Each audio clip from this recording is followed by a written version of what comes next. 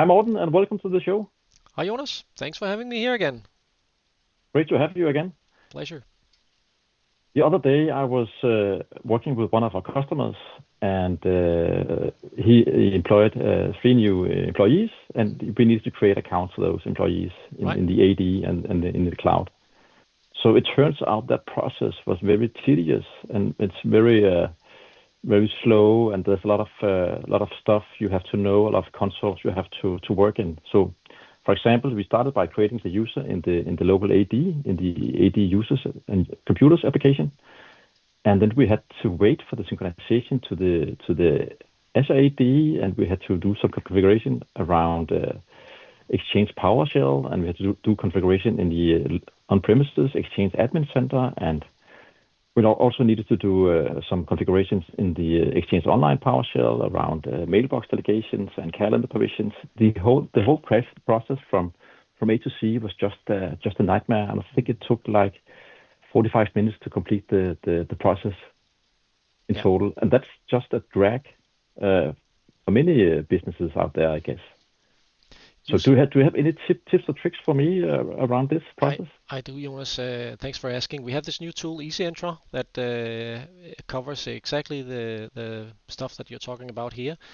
Managing hybrid environment and especially provisioning new users, it involves a lot of different tasks, and it not only requires a lot of time to do it, but it also requires a lot of skill, a very deep understanding of which attributes are configured where, and what's the whole process around the synchronization of accounts, provisioning of mailboxes, and all of that stuff. I have a solution for you. I'm going to show you that right now. Ah, great. All right, Jonas, I'm here logged into my Windows 10 PC. I've installed the EasyEntra application, and it's a very simple, very flat application. It's an exe and a couple of DLLs. There's no server, service, anything required. It communicates directly with your Active Directory and your cloud components. Initially, to get running on the tool, you need to connect to your domain, on-prem domain. You need to connect to your tenant. It actually supports multiple tenants or multiple domains, but I have one tenant here that's synchronized from my on-prem AD. So I'm going to go to my AD, and I am in an OU here. I have a couple of users, and just let's pick up a random user here. Now the use case that you're talking about, you want to create some new users. Probably they are similar to existing users. So Yeah.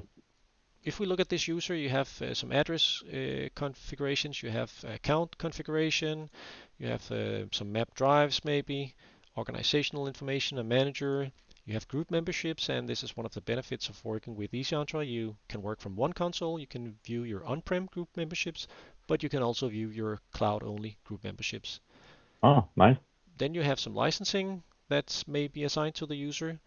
You have a mailbox, and on that mailbox you have various configurations, the email addresses. You might have an automatic reply with a sort of a message there with your name in. You may have some mailbox delegation set up. You might have some calendar delegation set up. Yeah. And to create a new user with this same configuration using the standard tools, it's easily going to take you like 15-30 minutes to do that using the standard tools. What you can do with EasyEntra is that you can right click any user, select copy, and that's going to bring up the copy wizard. And let's just have a look side by side here. I need to, of course, give it a new display name. I am going to type in a name here.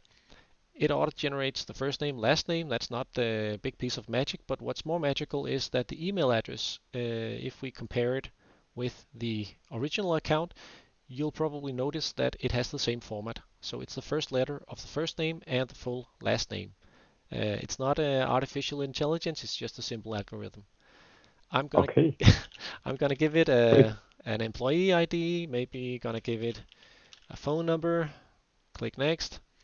Then you have the user principal name, SAM account name. Of course, you need to specify those to create your account. Again, you have another format here. You have two first letters of the first name, two first letters of the last name. Exactly the same thing has been created for this new account, so you actually just need to verify that the information is there. If there's So a that's also detected by the tool, it is the format. Okay. exactly, yeah. It looks at the existing format and uses the same format. It also verifies that there is no conflict. So if there was a conflict with an existing logon name, you'd have a warning here and you'd not be able to progress until you modify it. Ah, that's good. Then Very you good. also have an auto-generated password, so you don't need to make that stuff up. When you click next here, you get a Mm? complete overview of the entire configuration of the user. The user has not been created yet. You can get a hint about that if you go to the account tab, look at the object GUID, the security ID. They're not available because the account is not created. But you can go through all of the settings. You can compare it to the original account if you want to do that.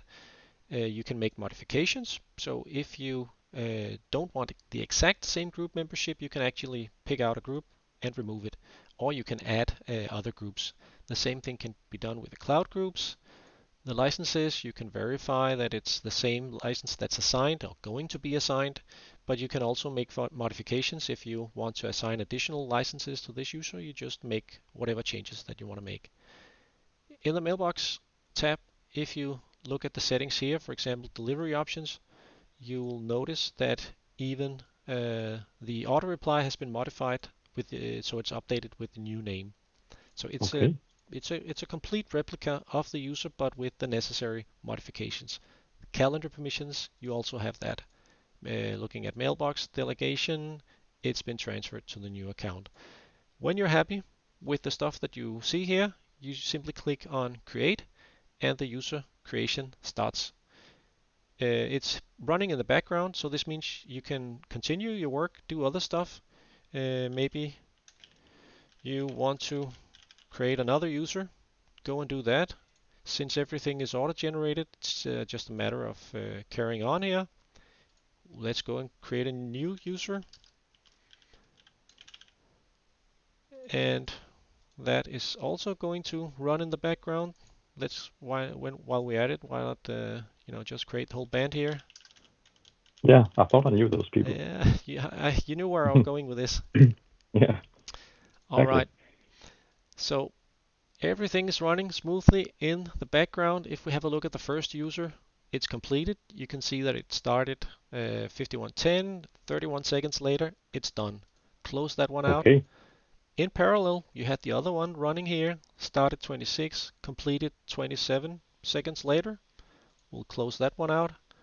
And then the final two here, still running. So you can have a cup of coffee. Oh, that's a fast coffee though. This one is completed, took around 30 seconds. And the last one completed, took around 35 seconds here. And that's it, Jonas. You know, the stuff that would have taken you probably an hour's work or so, it's completed. And you can open up the users, verify the settings, go to the address, check that the address information has been copied across, look at the account, the object GUID and the security ID has been generated, of course. You can look at the groups. We made one small modification here. We removed the membership from one group. That's all in place. And if we go and look at the mailbox, look at delivery options, you can see that the signature in the auto reply has been updated with the real name.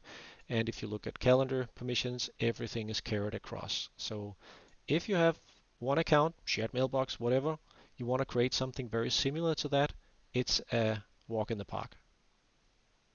Okay, that was fast. But does it mean that the user account is ready for use now? It's completely ready. It's everything. You can look at the account. Mailbox is there. The mailbox is configured. The user can log in, start working. Everything is in place. Okay. Okay, so I don't need to wait for the Azure AD synchronization No, to kick in? you don't need to do Okay. that. Actually, the provisioned user will appear as a cloud-only account if we go and look in the portal. But since we glued them together already, on the next synchronization, it will change the status to synchronized, and it doesn't make a difference for the users working on it. Okay. That just saved me hours of time monthly. That is great. That's perfect. Okay, I'm glad to help.